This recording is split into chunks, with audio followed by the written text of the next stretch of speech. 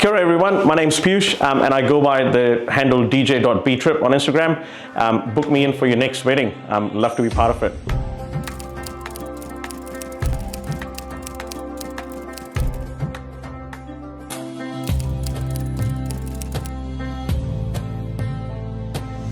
Feature family, we got another amazing guest with us today, Piyush, aka DJ Btrip. How are you, brother? I'm good. Thanks, Raj. How are you? Yeah, good, thank you. I'm glad to see you.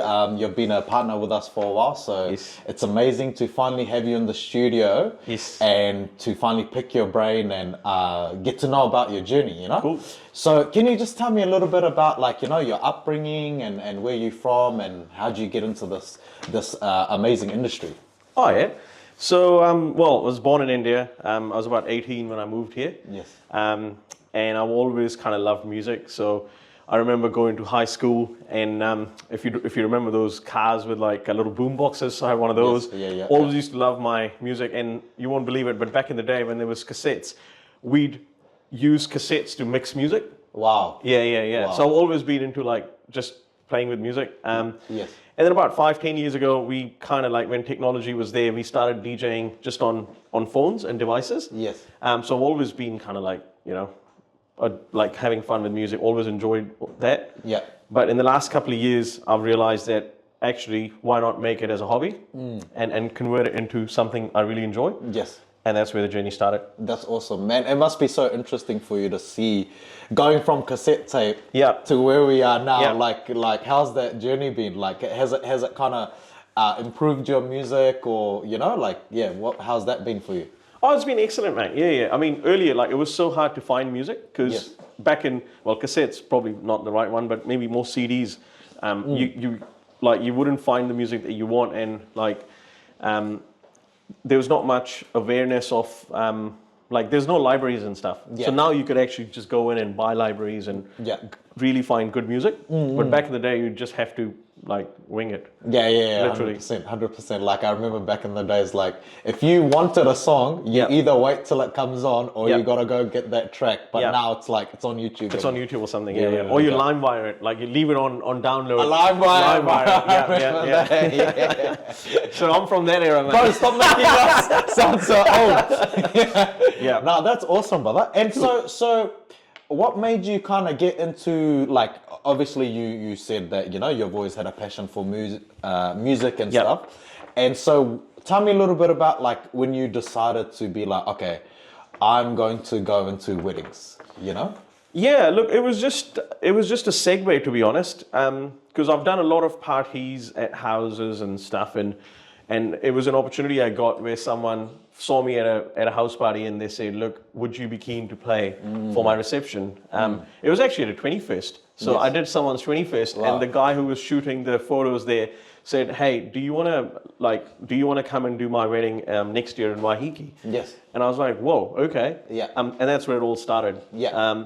And since then, I think I love the fact the emotion that happens during the wedding is just so high. Yes. And I really enjoy sort of orchestrating the music while the events are happening. Yeah. So, you know, you, like, if the bride's walking in or she's sitting down or she's doing something, you could just change the whole vibe of an event with 100%. background music. Yeah. I think that's what I really enjoy. Yes. And you could sometimes see it when people are just chilling and eating and you drop a track and then it was just so appropriate and you get the nod from the crowd. Yes. Like, that's the fun part. Like, that's the acknowledgement that I enjoy. Yes. Weddings is high drama, high emotion. So and it's always a celebration. It's always a bang. Yeah. So you just enjoy it. Like, every wedding I go to, I feel like it's like my wedding. Like, it's just so emotional and so, I mean, my wife wouldn't like that. Yeah.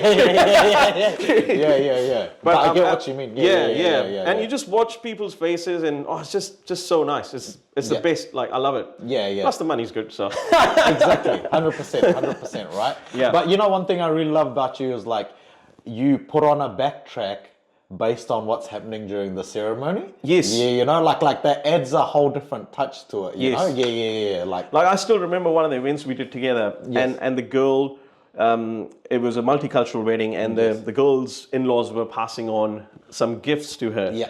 And they were European, so they had no clue the significance of that particular tradition that was happening. Yes. But obviously I understand that, and in the background when I dropped some music which was really emotional, like really touchy Punjabi music, and I could see the girl just looked at me and she had that smile on her face and she gave me that nod and said thank you. Yeah. And that for me was like, wow, like that's gold. So Yes. I think when I'm there doing an event for people, I'm like fully there and I just want to be part of what's happening and how can I use music to kind of enhance it. 100%.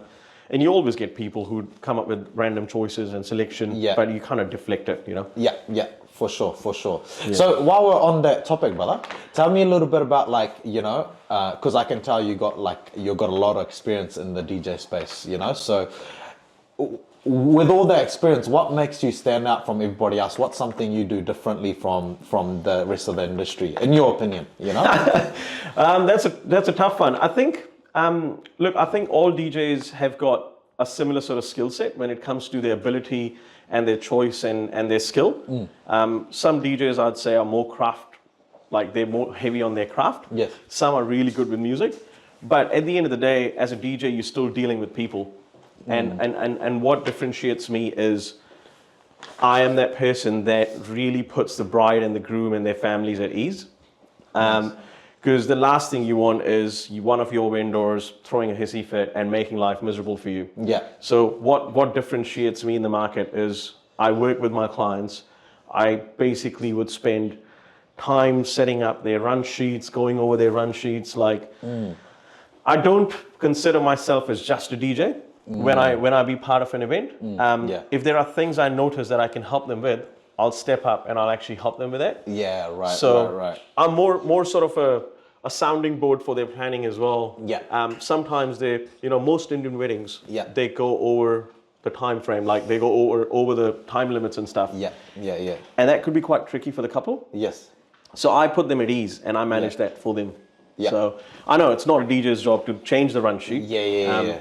But if you ask me, like in one word, what differentiates me is the person I am, mate. Yeah. Now that's so interesting though. But like I can see that when we've worked together, that you know, like the fact that you know the run sheet, you know when a certain speech is said, you know when this performance, that entrance song, and that just makes it way more seamless for everybody. Yeah. 100%. And that's so like. That's such a good thing to take away, the fact that you're more than a DJ, you know? You have to, because sometimes you get people who would like you to MC the event. Yes. And look, I work with different groups and segments of people. So I work with people who are like full-on planners, where they'll have a Google Drive with run sheets and everything's to the T. Yeah. And then I work with people who have no run sheets, never heard of it, just wing it. They turn up to the reception and say, look, we don't have a run sheet. We're just going to do what flows. Right. And we don't know what song we want to play when the girl's walking in, or we have nothing planned. Right. So we leave it up to you. So I think I cover both extremes. And sometimes when it's not planned, it kind of makes me uncomfortable a little bit because I'm not sure what's happening. But then I work with one or two people within the ceremony and I make sure that they are my kind of go-to people. And you just manage the event. Like it's 5 hours, 6 hours, you know, you just support them. I think that's why you fit into the feature partners because we understand it's all about people then, right? Yes. No, that's awesome.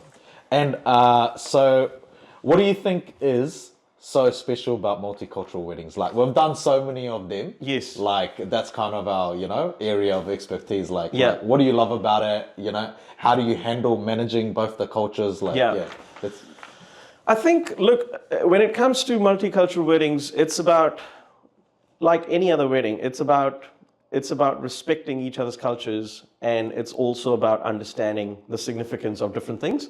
And it's communicating those ahead of time and making sure that you plan for it. So quite often you'll see in a Hindu wedding that there's traditions of like someone walking in, there's got to be like, you know, there's rice or there's oil or things you have to do. So I think when the other party from a different culture is made aware of different things that they need to be sort of part of, it makes it easier. What I enjoy the most is people blending into each other's cultures and just absolutely enjoying it, like going crazy. Like that's what I love. Because imagine this, I mean, you know, I'm Indian, right? So I've attended probably 100 Indian weddings. For me, it's exactly the same. But when I go to one of my European friends and I go to a church wedding or I go to like a barn wedding or something, for me, that's a totally different experience. So I really enjoy that. No, that's awesome, man. That's really good. Now that you mentioned Indian weddings, what's your favorite part of an Indian wedding? Yeah. I reckon I'm kind of emotional person, so for me, You're a softie, yeah? I'm a softie when Yeah, it comes yeah, to yeah, that. yeah. I think the most favorite part is when it's either the first dance, Yes. for me, or in one of the weddings, I still remember the father-daughter dance. For me, that was just absolutely special. And I think the reason why I say that is because I've got a daughter. So every time I see that, Yes. I'm like, oh gosh, like 15, Yeah. 20, 30 years, whatever. Yeah, you yeah, know, yeah. I'd see that happen. Yes. And that's such an emotional time. Like I still remember this wedding we did in Waiheke, and the father-daughter, and the lights just went down, the candles were lit, and the track, she asked me to play the track that she had chosen, and it was just gives you goosebumps. Like it's just such an emotional time. Yes, yes, yes. I think for me, that's my favorite part. Like the first dance or the father-daughter dance. That's so beautiful. Yeah. So you must be excited for your daughter's wedding. Oh man, it's a long time. no, but yeah. But yeah, you kind of like, you start thinking, because Yeah. whenever I'm doing a wedding, like I put myself in that event, I'm like, if I was a customer, I mean, not a customer, if I was a guest, Yeah. what would I like then, you know? Yes, yes. And that's what I enjoy. Yes, yes. No, that's Yeah. awesome. And tell me a little bit about how do you make the couple, feel comfortable and tell their personal story on the day? Like, is there anything that you do to make it even a better experience for them? Yeah, look, as a DJ, you can do that. Quite often what we do is before the event, we sit down with the couple and we go over the events that they're doing. We kind of get a feel for the music or the kind of activities that would be happening on those events. So once you sit down and plan that, you then kind of prepare the genre and the playlist and the theme of music that you want to play. Yeah. And you share it with the couple and kind of keep them in the loop. Yes. So what that does is there's no surprises. So they've planned it, they've discussed it, and you take them over it. Yes. And that's what really kind of like, because no one likes surprises. Yeah. So you basically discuss everything ahead of time and you plan it, and then on the day you just execute it. Yeah. And this is what I tell my couples every time I sit down and plan with them, that look, it's only you and me, that know what we planned. No one else does. Yeah. So if you change something, no one else would know. Yes. So it's absolutely fine to change right, it on the day. Right. Yeah. Like I remember I was doing a wedding and then we were playing classical music, and then one of the priests goes, "Oh, change it up." Yes. And I looked at the groom and he didn't nod or anything, so I changed up the music. Yeah. But then I realized the groom was a bit uncomfortable with the music because we had decided we just want to play classical. Right. So we went back to it, you Yes. know? And these are the little things you got to watch out. Like you got to just read the body language and the cues. Yeah. And if someone's not comfortable with something, you just change it up. Yeah. No, that's awesome, man. I don't Yeah. realize that there was so much pre-work to all DJ, doing DJ. I think Yeah. it's up to you. Yeah. So, look, what happens during a reception or an Indian wedding ceremony or any ceremony for that matter, like for the couple, it goes past really quick. Like it just flies past. Yes. But for the guests, it's a big event and they remember everything. Yeah. So when you spend time, so if say for example, you're spending 20 hours on 3 events, I think the pre-work should at least be half that time. Yeah. So you sit down with a couple, you plan, you go over all the music that you want to play, you discuss and you learn about their. So things I'd do is I'd ask my couples to share their Spotify playlist or YouTube playlist to kind of get an idea. Yeah. And sometimes I'd do that 6, 8, 12 months in advance. Yeah. Because I'm like, let's just do it now. Yeah. Like there's no, Yes. what's stopping us? So Yeah. then I get to know a bit about what they like. Yeah. And a recent example, we did this when I planned for a R&B sort of hip-hoppy kind of like English music for a couple, for a multicultural couple. But when the groom shared his playlist, he was into house. So we're like, well, hang on. Yeah. So we'll just go all house. So that's how you kind of pivot. And Yes. that's why I think it's important. Yeah. It's really important to kind of sit down and plan it. 100%. So you have an awesome event. Yeah. Yes. No, that's cool. Next question, brother. Why did you decide to become a feature partner? Yeah. Oh, do you want to really know the answer? Give us the fake one. Nah. I think, look, there's been quite a few sort of companies that I've kind of been part of in the sense like I've attended events with them and I've been part of these events where there's been other like your competitors. Yes. But I think what I liked about Naz and you guys, and especially the team, is that you guys are just really positive and just bring such a nice vibe to an event. And I'd rather spend time with people that I enjoy working with versus just doing it for the money. So I'm not a DJ because I need to be a DJ. I am a DJ because I like being a DJ. Yeah. So for me, it's about the people. It's about working with the people that I absolutely enjoy. Yeah. And you guys are just a crazy, funny bunch, man. Like, I love it. So, yeah. No, thank you, brother. We love working with you too. So yeah, it's an awesome experience. And 3 words to sum up feature weddings. I was thinking about this. I was like, Yeah, man. 3 words to sum up feature weddings. Yeah. Have to really think for really good words for you guys. Nah, take your time. Yeah. I'd say love, laughter, and respect. Wow. That's what you guys bring in. That's awesome. That's awesome. Yeah. Because you guys love what you do. Yeah. You're always laughing, and that's important because it's contagious. Yeah. And you definitely respect your team, your work, your clients. Yes. You know. Yeah. So I think that really is feature. No, thank you, brother. You're gonna cry, mate. Yeah, I know. I'm getting a tear in my eye. Getting Yeah. No, we feel the same towards you, and we love working with you. And Thank you. so, how do our amazing clients contact you? What's the booking process? Oh, the booking process is easy. You could flick me an email or call me. Yeah. Or just jump on my Instagram page and just hit me up there. Cool. And what's your Instagram handle called, brother? Yeah. Oh, what's my handle called? Good question. Yeah. I have to check that. Because I recently changed it. Oh, okay. Yeah. It's DJ Btrip, yeah. Okay, DJ Btrip, yeah. And do you have a website or anything? Nah, I don't. Okay, sweet. Nah. Cool. So I just, basically my website's just a page on your website. Yeah. So I use that because all my reviews are on there. Yes. And all my work's on there. Yeah. And you can also find them on our feature partners platform. So Yes. Actually, find me there. That's the easiest place. yeah. Thank you so much. Signing out. Thanks, guys.